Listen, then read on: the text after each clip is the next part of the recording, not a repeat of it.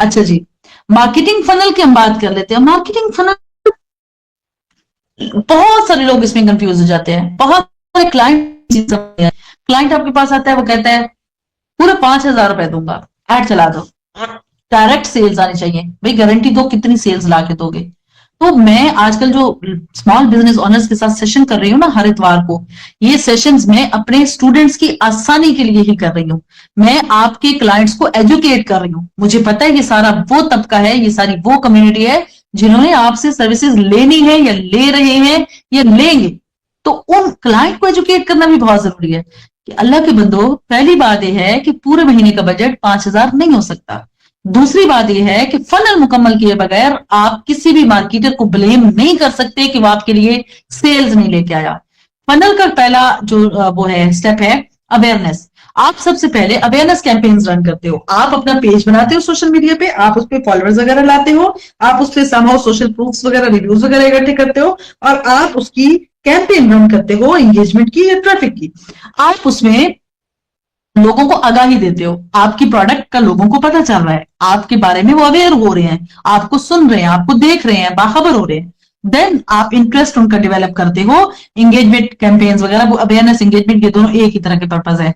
जब अच्छे तरीके से वो आपके साथ एंगेज हो जाते हैं, सम हाउ थोड़ी वार्म ऑडियंस, एक हमारे पास होती है कोल्ड ऑडियंस। जब अवेयरनेस के स्टेप पे ऑडियंस मौजूद है, वो कोल्ड है, उसका आपके साथ कोई इंटरेक्शन नहीं था, वो आपको नहीं जानती थी, वो आपकी प्रोडक्ट के बारे में बाखबर नहीं थी। आपने एड चलाए, आपने ऑर्गेनिक मार्केटिंग की, आपने बेहतरीन पोस्टिंग की, आपने शानदार कंटेंट कैलेंडर प्लान किया और आपकी ऑडियंस आपको जानने लगी। अब उनका इंटरेस्ट डेवलप हुआ, अब वो थोड़ी थोड़ी वार्म ऑडियंस हो गई है। समहाउ उन्होंने टेस्टिमोनियल्स देखे, उन्होंने बिहाइंड द सीन चीजें देखी, उन्होंने आपकी प्राइसिंग देखी, आपके ऑफर्स देखी, आपकी वैल्यूज देखी, और आप फिर उन्हीं को रीटारगेट करोगे जो आपके साथ इंगेज रहे। हम पिक्सल लगाते हैं वेबसाइट्स पे, वो पिक्सल एक जासूस है, वो डाटा ट्रैक करता है। हम उस डाटा की बेस पे दोबारा से रीटारगेट कैंपेन चलाते हैं।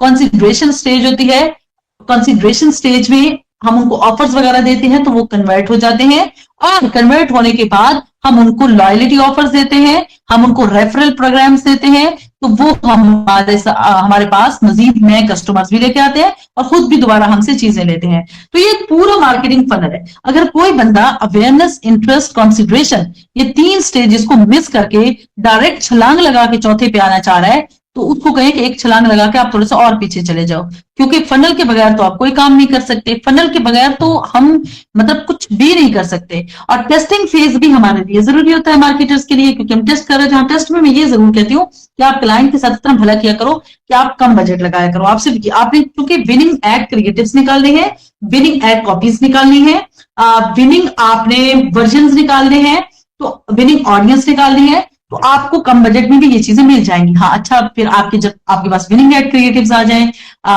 विनिंग आपके पास ऑडियंस आ जाए, देन आप जो है उस पर जितना मर्जी बजट लगाओ, फिर आपको उसके रिजल्ट्स भी मिलेंगे इंशाल्लाह ताला। ठीक है, तो आपने मार्केटिंग फनल को इस तरीके से आसान बनाना है।